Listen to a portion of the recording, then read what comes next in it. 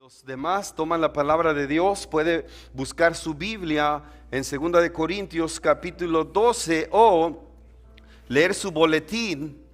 También está la palabra de Dios en un sermón que le he puesto: hay poder en la debilidad. ¿Por qué no repite conmigo esa frase? Hay poder en la debilidad. Otra vez dígalo conmigo: hay poder en la debilidad. Aquí está la palabra de Dios para que la lea conmigo.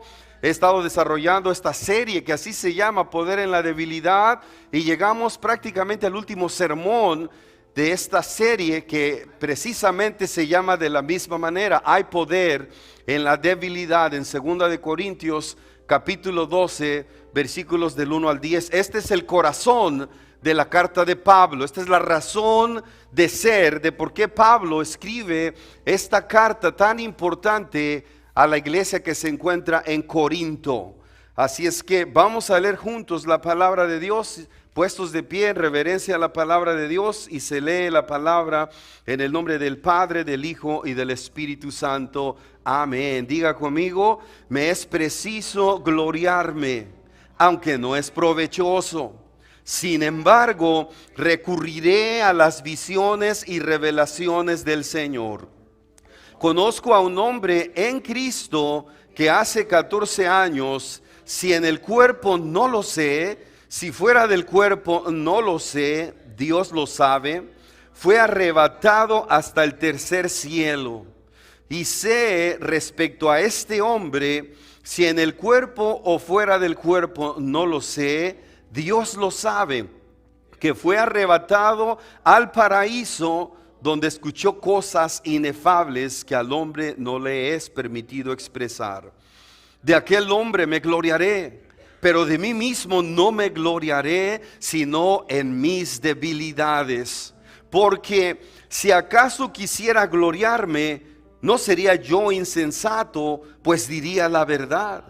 Pero desisto, para que nadie piense de mí más de lo que ve en mí u oye de mí. Y para que no me enaltezca sobremanera por la grandeza de las revelaciones, me ha sido dado un aguijón en la carne, un mensajero de Satanás que me abofetee para que no me enaltezca. En cuanto a esto, 3 veces he rogado al Señor que lo quite de mí, y me ha dicho: bástate mi gracia, porque mi poder se perfecciona en la debilidad. Repita conmigo: bástate mi gracia, porque mi poder se perfecciona en la debilidad. Por tanto, de buena gana me gloriaré más bien en mis debilidades, para que habite en mí el poder de Cristo.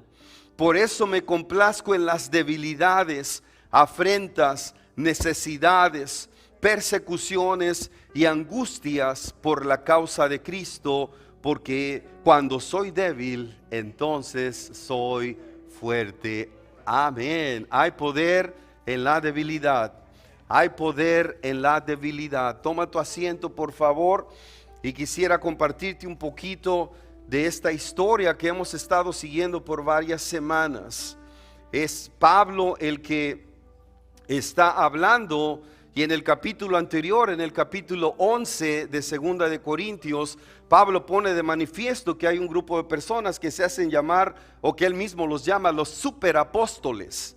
Pablo, ellos se hacen pasar como que son del mismo grupo o al mismo nivel o calibre de los apóstoles de Jesucristo, como lo hemos escuchado actualmente de algunas iglesias y de algunas personas que se hacen llamar apóstoles, como que si fueran apóstoles del calibre de los apóstoles que Jesucristo llamó de manera específica a 12 hace 2000 años para que continuaran su ministerio y para que continuaran las obras que él hacía.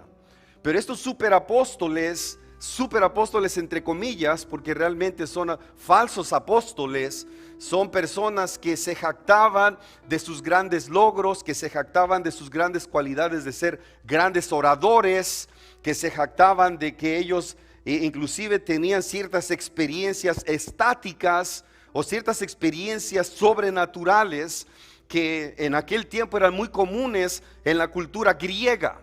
Todas estas religiones de misterio se le llamaba, y eran religiones que practicaban encuentros o experiencias estáticas. Estos superapóstoles otra vez se glorían de todas esas cosas, pero Pablo les va a enseñar algo diferente. Pablo, se jactaban ellos de tantas cosas, pero Pablo va a jactarse también, y lo dice de manera un poquito sarcástica. Va a jactarse, pero no va a jactarse para su propio beneficio de él, sino para corregir a aquellos que se hacen llamar apóstoles. Va a corregir a aquellos a los que Pablo mismo les llama superapóstoles. Pablo dice: no es bueno jactarse, no es provechoso jactarse. ¿Has escuchado personas que les gusta jactarse y decir: yo hice esto, yo hice aquello, yo logré esto, yo logré aquello? Hay personas que les gusta jactarse, y los falsos apóstoles no eran la excepción. Y Pablo va a utilizar la misma manera de pensar de ellos, pero para corregirles a ellos, para hacerles ver que no son los grandes logros los que deben de guiar tu vida, no son las grandes cualidades tampoco, no van a ser las posiciones que uno pueda tener. Hermano y hermana, te lo digo, al final del día, cuando tú y yo seamos llamados a la presencia de Dios, ni tus posesiones van a ser importantes, ni tus posiciones en tu trabajo van a ser importantes, ni tus logros van a ser importantes. Lo más importante cuando llegue el momento de que vayas a la presencia de Dios es una sola cosa: que tengas a Jesucristo en tu corazón y que tengas paz con tus seres queridos. Pablo otra vez va a corregir a los superapóstoles, porque es necesario hacer una corrección ante las enseñanzas que ellos estaban trayendo hacia la iglesia que mismo Pablo había plantado. Y Pablo entonces se va a jactar, entre comillas, porque realmente no se va a jactar de nada, pero Pablo se va a jactar de un hombre que estaba en Cristo. Dice Pablo: voy a hablar de un hombre que está en Cristo. ¿Quién es ese hombre del que Pablo está hablando? Un hombre en Cristo se refiere ¿a quién? A él mismo. Se refiere a Pablo mismo. Es decir, había un hombre que era un hombre sin Cristo antes, y que perseguía la iglesia, y que iba con cartas camino a Damasco para destruir la iglesia cristiana y para desbaratar ese movimiento que decía Pablo: esta es una secta que va en contra del judaísmo. Pero después de que va camino a Damasco, Pablo se convierte obviamente en un hombre que ahora es un hombre en Cristo. Y me pareciera a mí que Pablo está haciendo alusión a 2 de Corintios 5:17.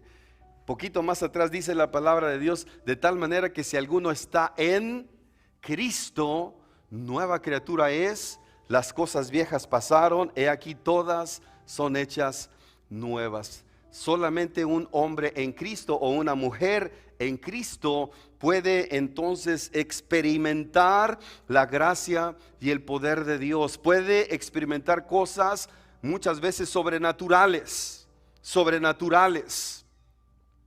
Solamente una persona que está en Cristo puede experimentar paz en medio de las cosas más complicadas que uno pueda enfrentar. Yo te platiqué en algún momento, y perdóname que hablo de mí, ¿verdad? No puedo hablar de los demás, pero tengo que hablar de mí muchas veces.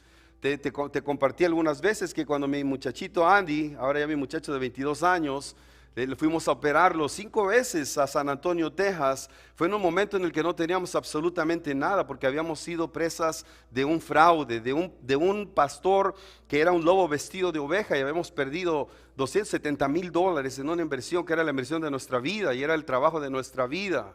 Y Dios proveyó en los momentos más complicados para nuestras vidas. Proveyó de una manera gloriosa, de una manera hermosa, de una manera que solamente una persona, y lo digo con la mayor humildad, o una familia que está buscando a Cristo puede ver. Solamente una persona que está en Cristo puede ver cosas maravillosas.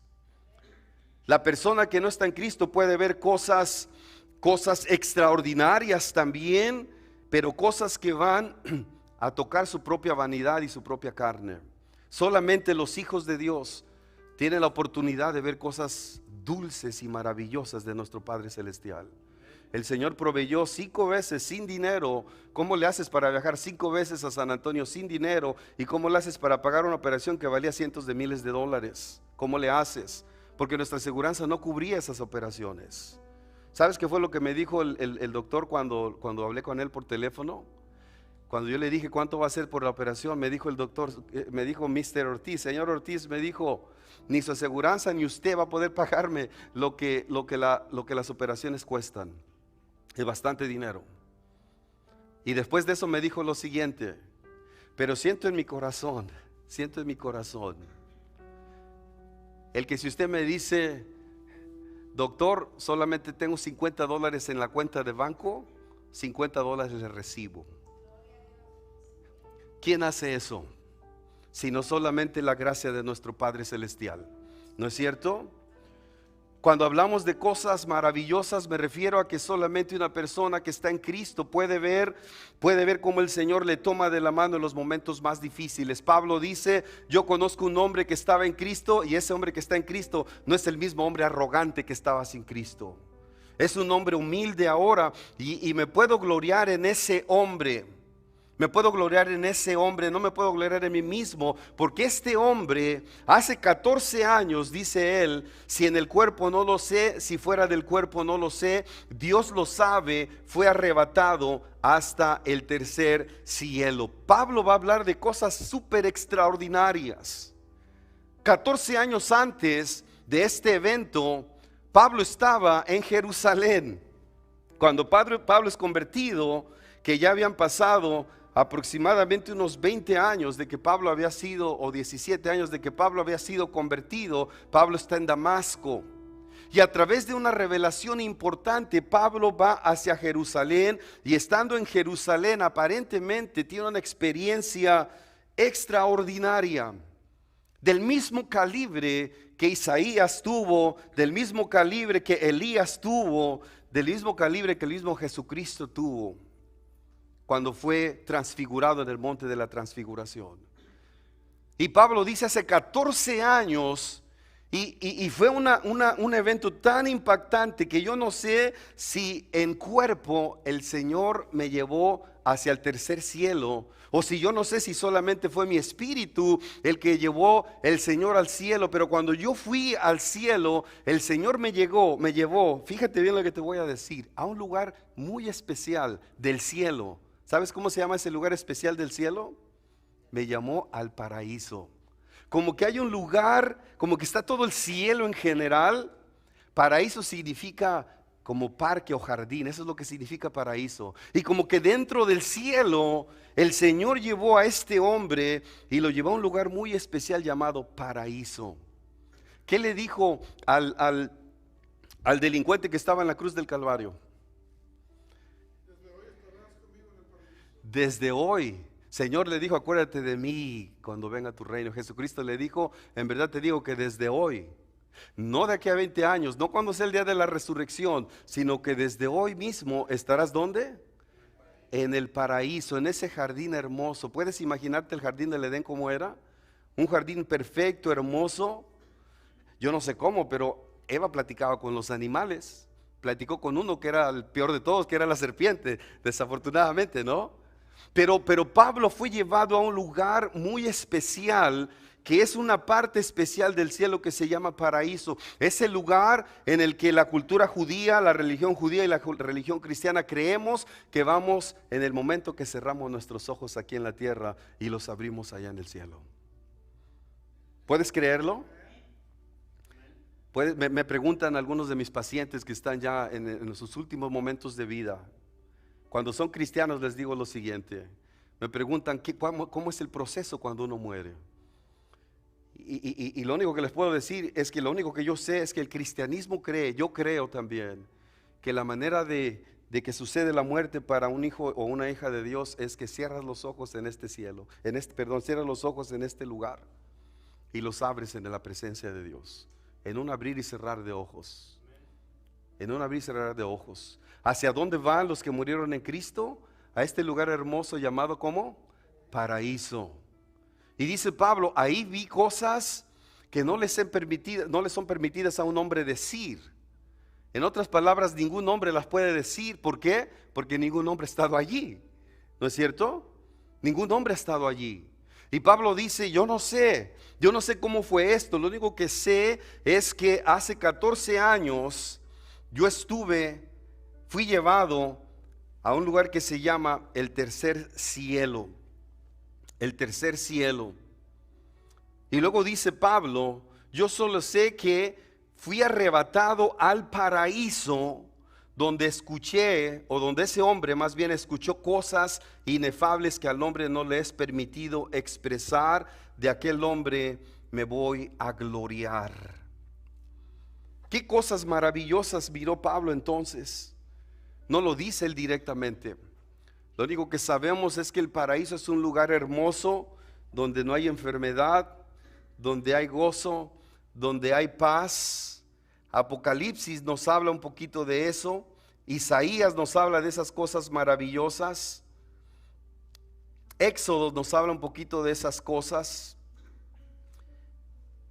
Y dice la palabra de Dios, no lo busques. Por ejemplo, en Éxodo dice la palabra de Dios que cuando Moisés subió al monte Sinaí, Moisés, por dirección de Dios, labró 2 tablas de piedra semejantes a las primeras, porque las primeras ya las había quebrado por idolatría del pueblo.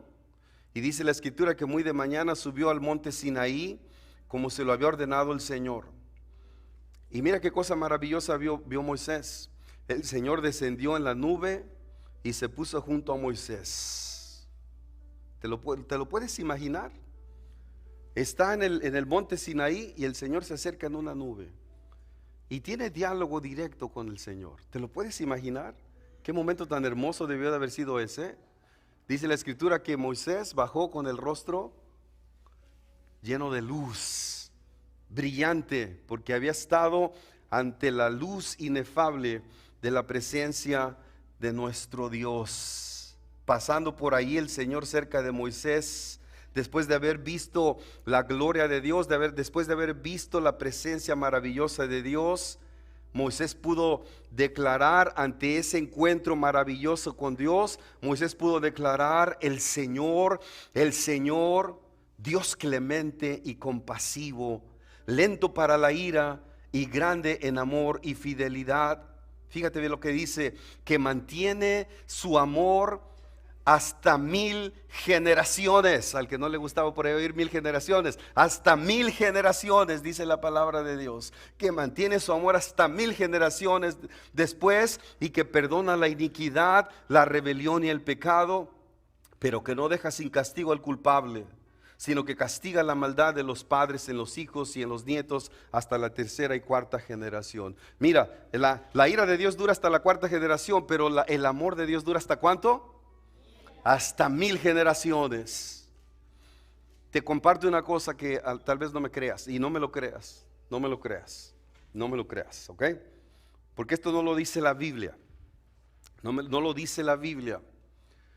He atendido cientos de pacientes, no 20, cientos de pacientes. Y he tenido la experiencia de varios pacientes que me han dicho lo siguiente. Me dijo una persona, me dijo, he muerto realmente 2 veces, me dijo esta señora. Tendría como sus 92 años. Una morí como 2 minutos, la otra morí como 5 minutos, dijo ella. Y en las 2 ocasiones que morí tuve una cosa que se llama en inglés cardiac arrest. Tuve un paro cardíaco completamente. En esas 2 ocasiones, esta es una mujer de fe. En esas 2 ocasiones, cuando yo morí, se acercaron a mí ángeles hermosos, ángeles se acercaron a mí. Se acercaron a recibirme. Y después de recibirme, miré algo que era tan glorioso. Era una luz tan hermosa. Yo no le veía la cara, pero era un hombre vestido de blanco, era glorioso. Y este hombre me dijo: vuélvete porque todavía no es tu tiempo. Y entonces abrió los ojos, le estaban dando resucitación cardiopulmonar hasta que la resucitaron. Me volvió a pasar, dijo, y volví a mirar la misma escena, y el Señor Jesús me volvió a decir lo mismo. Pero la experiencia fue una experiencia de gozo, de un gozo muy especial. Yo no me quería regresar, dijo ella. Varias personas me han dicho lo mismo, no me lo creas porque no lo dice la Biblia, pero varias personas me lo han dicho. Pero también algunas personas me han dicho lo otro. Una persona me dijo, yo soy familiar, no te digo de quién, pero era de un narcotraficante, el más famoso narcotraficante de México. Cuando yo era niño, por eso digo, no creas que es el Chapo, no es el Chapo. Cuando yo era niño había otro, no era el Chapo, era el narcotraficante más importante que ofreció pagarle la deuda externa a México en aquel tiempo. Era tanto el dinero que tenía que dijo, si me dejan tranquilo le pago la deuda externa. Él era su sobrino de él. Me dijo, hice cosas terribles. Y un día morí, me dio un paro cardíaco, dijo él. Morí. Me resucitaron con esa cosa que le ponen a uno, dijo. Estuve como 2-3 minutos muerto. Y cuando morí, todo era oscuridad. Todo era oscuridad y de la parte de abajo salieron personas que eran como demonios, dijo él, oscuros. Y era la cosa más terrorífica, espeluznante, espantosa que jamás he experimentado. Y con burlas me tomaban y me jalaban. Y de repente abrí los ojos. Abrí los ojos y dije, wow, esto es terrible. Esto es terrible, no quiero ir allá. No quiero ir allá. No quiero ir allá. Señor, perdóname, no quiero estar allí. Perdóname, quiero vivir mejor una vida cristiana. Quiero mejor conocer quién eres. Y empezó a acercarse a una iglesia y empezó a crecer en su fe. Y le volvió a dar otro paro cardíaco. ¿Sabes cuál fue la experiencia? Lo contrario. Murió, tuvo el paro cardíaco, 2-3 minutos, murió. Y cuando abrió los ojos miró lo mismo. Miró ángeles y miró una persona. La misma historia de la viejita. Miró una persona hermosa y miré mucha gente, dijo. Y entre la gente vi a mi papá. Pero mi papá no era el papá que murió de 70-80 años. El papá que yo vi era, y me enseñó la foto. Mira, acá está una foto de mi papá cuando tenía 22-23 años. Ese era el papá que había en el cielo. Y de repente escucho esa voz que me dice, no es tu tiempo, vuélvete para allá. Y regresé y aquí estoy. Así es que ya sé si muero, ya sé dónde voy. Míralo, compáralo con lo que Pablo miró. Pablo estuvo en el paraíso de nuestro Dios, donde miró cosas inefables y escuchó cosas inefables, cosas maravillosas. Hermano, la muerte no es el fin. Para el cristiano no es el fin. Es el principio de una vida sin enfermedades, el principio de una vida para disfrutar el amor eterno de nuestro Dios. El amor eterno de nuestro Dios. Pablo dice, si en alguien me voy a gloriar en ese hombre, de aquel hombre me voy a gloriar, dice Pablo. Y luego sigue diciendo algo muy importante, vuelve a repetir, de aquel hombre me gloriaré, pero de mí mismo no me gloriaré, sino en qué cosa, en mis debilidades. De aquel hombre me gloriaré, pero de mí mismo no me gloriaré, sino en mis debilidades.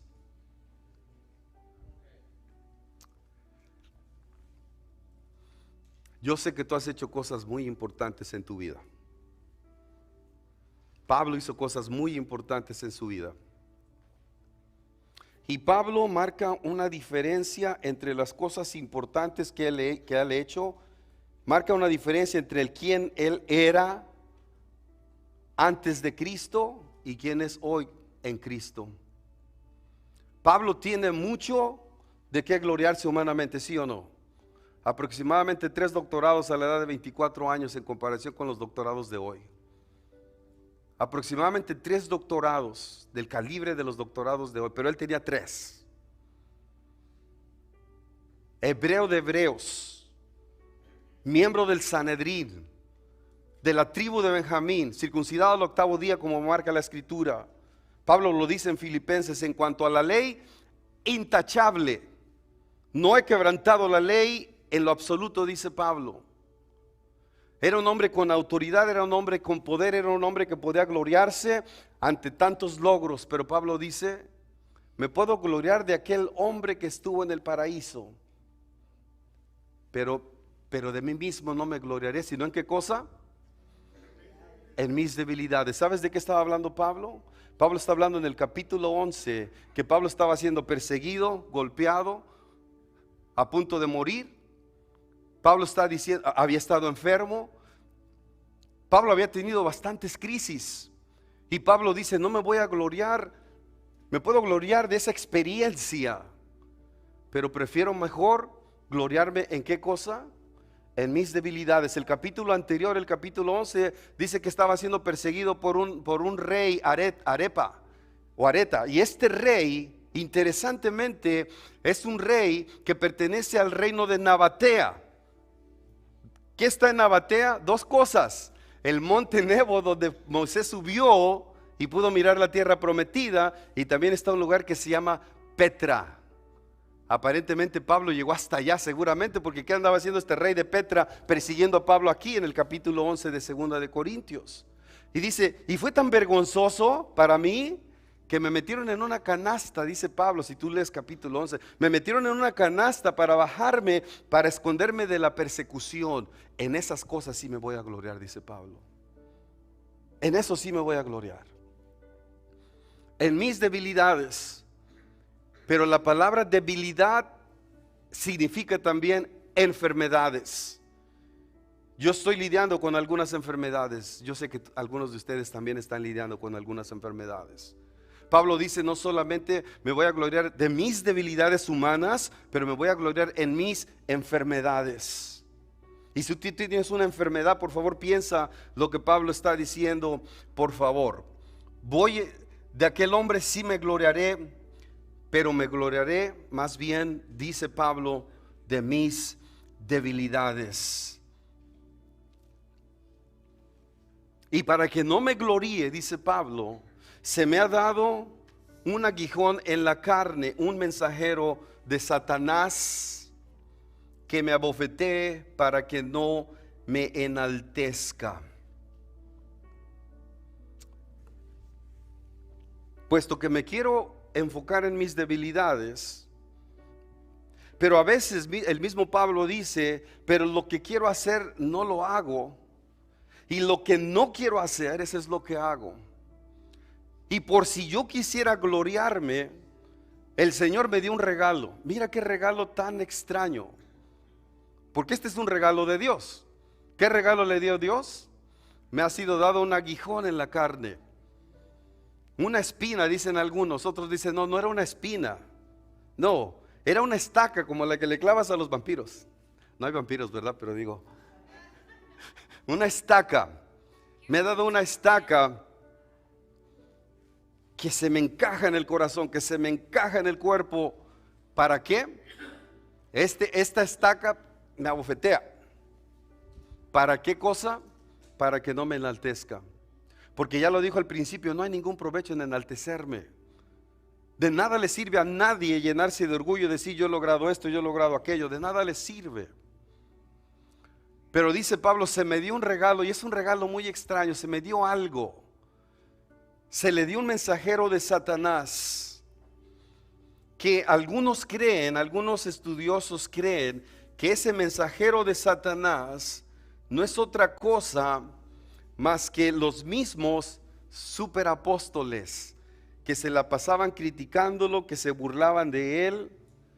Algunos dicen que pudo haber sido una enfermedad, nadie lo sabe. Nadie lo sabe cómo era este aguijón. Nadie lo sabe qué era. Nadie lo sabe. Lo único que se sabe, Pablo mismo lo dice, ¿en dónde se le dio el aguijón? ¿En el espíritu o en la carne? ¿En las emociones o en la carne? En la carne. Este aguijón era algo físico. Era algo físico. Algunos piensan que a lo mejor tenía un defecto. Otros piensan que a lo mejor tartamudeaba o hablaba muy mal. Y estos superapóstoles se burlaban. ¿Y cómo les llama a los superapóstoles en el capítulo anterior? Les llama mensajeros de Satanás. Entonces, si miramos la palabra de Dios sin ponerle de afuera y miramos lo que está adentro, vamos a mirar que había unos mensajeros de Satanás que le causaban mucha aflicción a Pablo, y que esa aflicción se convertía como en alguna enfermedad física tal vez. Entonces dice Pablo, puesto que no me ayuda a mí el gloriarme o el enaltecerme, el mismo Señor permitió que este mensajero de Satanás me abofeteara para que yo no pueda enaltecerme. Y en cuanto a esto, dice Pablo, 3 veces he rogado al Señor que lo quite de mí. Y el Señor me ha dicho, ¿qué cosa? Dígalo conmigo. Bástate mi gracia, porque mi poder se perfecciona en la debilidad. Repítelo conmigo. Bástate mi gracia, porque mi poder se perfecciona en mi debilidad. Mira cuánto hay que sacar del pasaje. Cuántas enseñanzas tiene este pasaje. Cuántas enseñanzas hermosas tiene este pasaje. 3 veces he clamado al Señor: Señor, sáname. Señor, quítame este mensajero, quítame este aguijón. 3 veces. 3 veces. Y el Señor le dijo: bástate mi gracia, porque mi poder se perfecciona en la debilidad. ¿Quieres saber cuál fue el más grande ejemplo de pedir 3 veces al Señor y que no le contestó? Porque el Señor no contesta todo lo que le pedimos. Sí contesta todo lo que le pedimos, más bien no nos da todo lo que le pedimos, pero sí contesta todo lo que le pedimos. ¿Sabes quién pidió 3 veces? Es el máximo ejemplo de la gracia de Dios. Es el máximo ejemplo de que Dios se perfecciona en la debilidad. ¿Sabes quién fue? Jesucristo mismo. ¿Sabes dónde? En Getsemaní. ¿Sabes qué fue lo que hizo Jesucristo? Se puso de rodillas, ¿no es cierto? Empezó a orar al Señor. ¿Y qué le dijo al Señor? Señor, de ser posible, pase de mí esta copa. En otras palabras, Señor, de ser posible, no me lleves a la cruz. Y la escritura dice que sudaba gotas de sangre, pero con él estaban 3 personajes importantes: Pedro, Jacobo y Juan. Y cuando Jesucristo está orando, les dijo: oren por favor para que no caigan en tentación. Y se fue aparte a orar y le dijo: Señor, de ser posible, que no vaya yo a la cruz del Calvario. Este es un desafío muy grande, decía Jesucristo. No lo quiero pasar, pero que no se haga mi voluntad, sino la tuya. Regresó con los apóstoles. ¿Cómo los encontró? Durmiendo. Oren para que no caigan en tentación. Y se vuelve otra vez aparte. Y Señor, sigue orando: de ser posible que pase de mí esta copa. Y va la segunda vez. ¿Y cómo los encontró? Durmiendo, hasta roncando a lo mejor. Y ahí va otra vez. La tercera vez: Señor, de ser posible que pase de mí esta copa, pero que no se haga mi voluntad, sino la tuya. ¿Y cómo los encontró? Ya despiértense, dijo. Ya la hora viene. Ahora sí, ya despiértense. Ya la hora viene en que el Hijo del Hombre va a ser entregado. ¿Le respondió el Señor como él quería? No.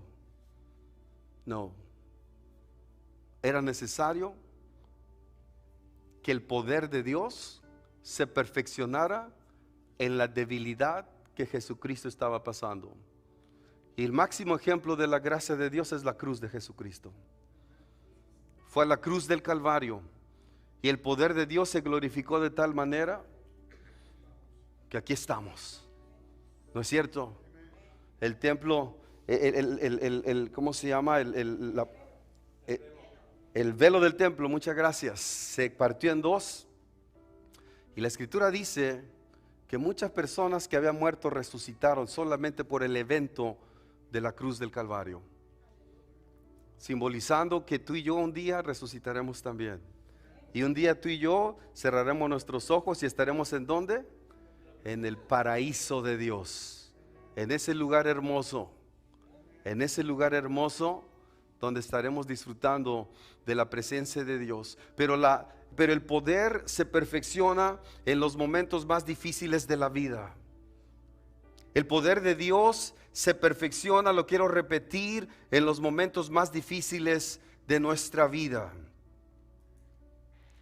El poder de Dios se manifiesta en esas enfermedades que hemos tenido por tantos años y que no hemos podido sobreponer, que no hemos podido sanar.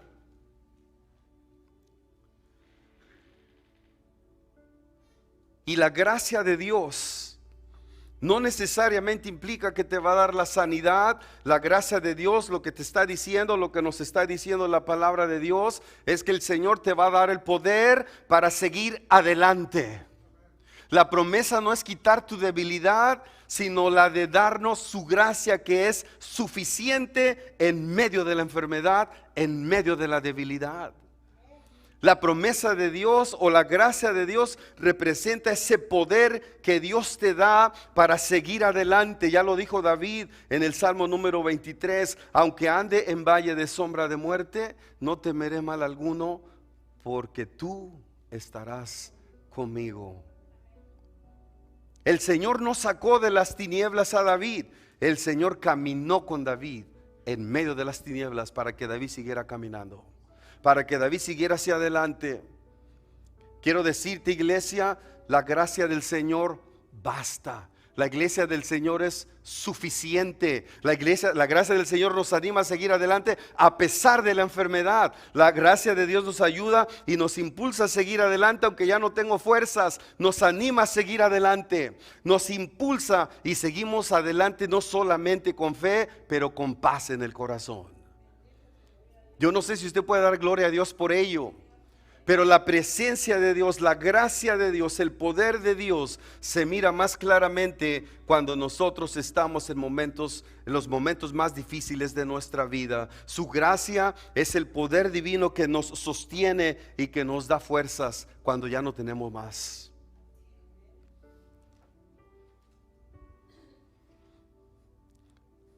Por eso Pablo se enfoca en sus debilidades. Porque cuando la copa está vacía, la copa de tu corazón está vacía, la copa de tu alma está vacía, es cuando Dios tiene el poder de llenarla con su paz, con su amor, con su gozo. Cuando tu copa la llenas de otras cosas, cuando tu copa la pretendes llenar con alguna droga, con el alcohol, con relaciones no saludables, con relaciones fuera del matrimonio, cuando la tratas de llenar esa copa con otras cosas, entonces no hay espacio para que Dios deposite su gracia en tu vida, ¿no es cierto? Ya la llenaste con otras cosas. Ya la llenaste con el overtime, en el trabajo también. Entonces le estás quitando a Dios la oportunidad de que llene tu copa con su paz, con su amor, con su gozo. Una de las cosas que he visto últimamente es que la pandemia nos dejó muy solos a muchos. La pandemia nos aisló de mucha gente. ¿Sí o no? Me he dado cuenta que hay una hambre en nuestros corazones de sentirnos conectados con Dios y con los demás. Adivina qué. Ahí en la soledad, ahí en la enfermedad, ahí en la debilidad, Dios quiere glorificarse en tu vida. Te lo voy a repetir, ahí en tu debilidad, ahí en tu enfermedad, ahí en tu soledad, Dios quiere glorificarse en tu vida y llenar tu copa.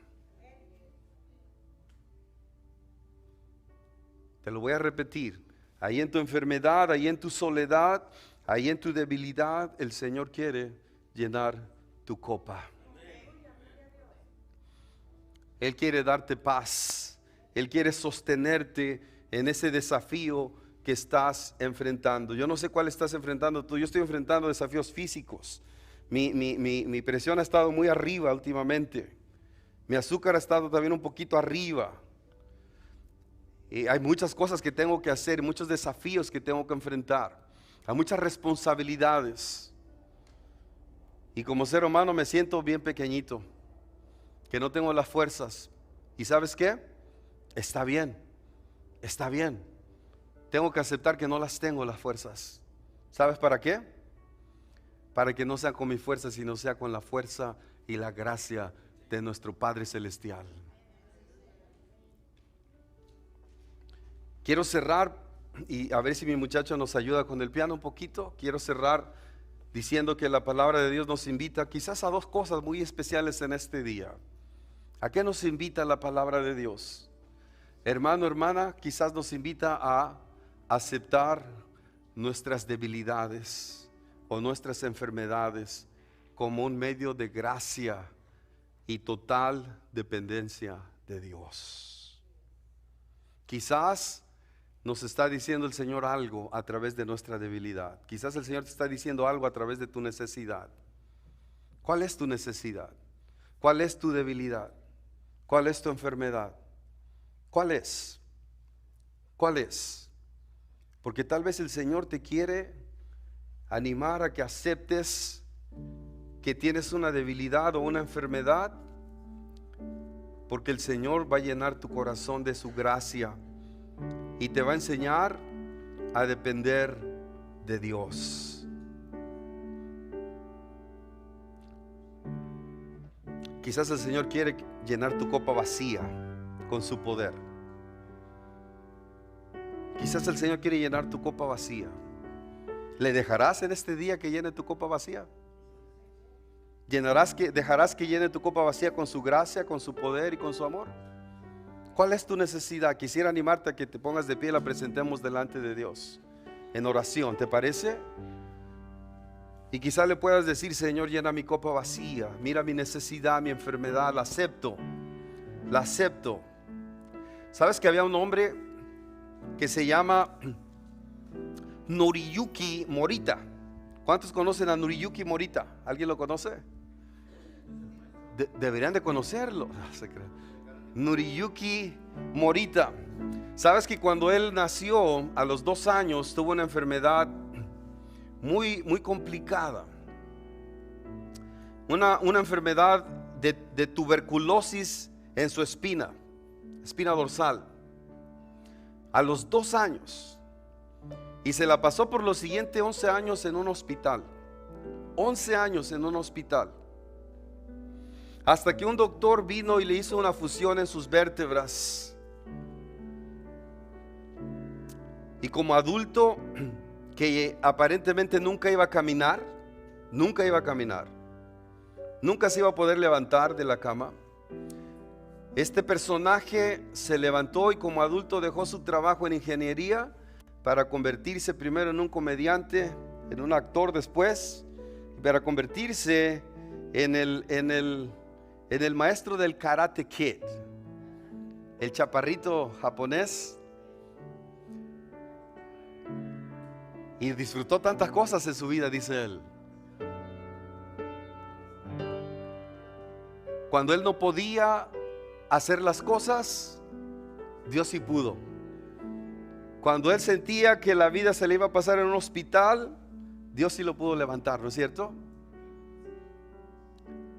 Y quizás puedas pedir hoy conmigo que el Señor llene nuestro corazón, nuestra copa vacía. Preséntale a Dios tu necesidad en este momento. Vamos a orar. Cierra tus ojos. Coméntale a Dios de tu necesidad, de tu limitación, de tu debilidad, de tu enfermedad. Preséntasela a sus pies. Deja que el Señor llene tu copa vacía. Amén. Porque su poder se perfecciona en la debilidad. Ponte de rodillas si gustas. Siéntate si gustas, pero platica con el Señor. Ahí donde quiera que estés, entrégale al Señor tu debilidad y deja que se glorifique en tu vida.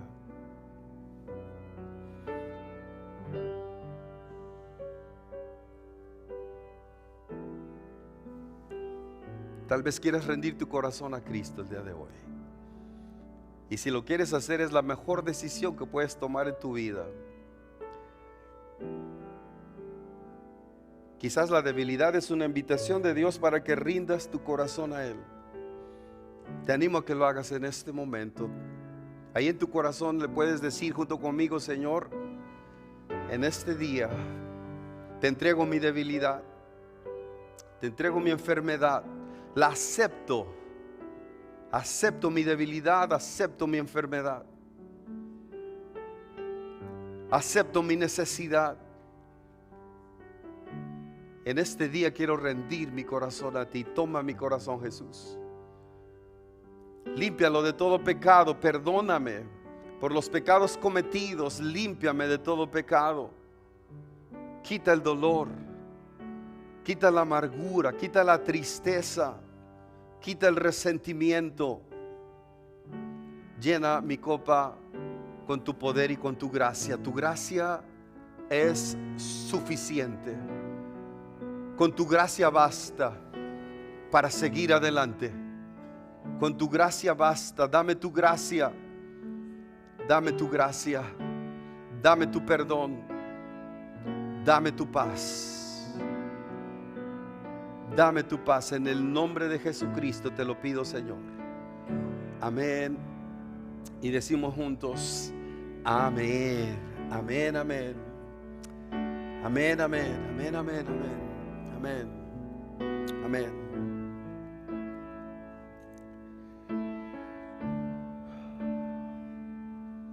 Recibe la gracia de Dios. Amén. Recibe la bendición de Dios. ¿Por qué no extiendes tus manos al cielo? Recibe la bendición de Dios. Que el Señor te bendiga y te guarde. Que el Señor te mire con agrado y te extienda su amor. Que el Señor te muestre su favor y te conceda la paz a ti, a tu familia, a tus hijos y a los hijos de tus hijos, hasta 1000 generaciones. En el nombre del Padre, del Hijo y del Espíritu Santo. Amén. Y decimos juntos: amén, amén, amén. Gracias, Señor.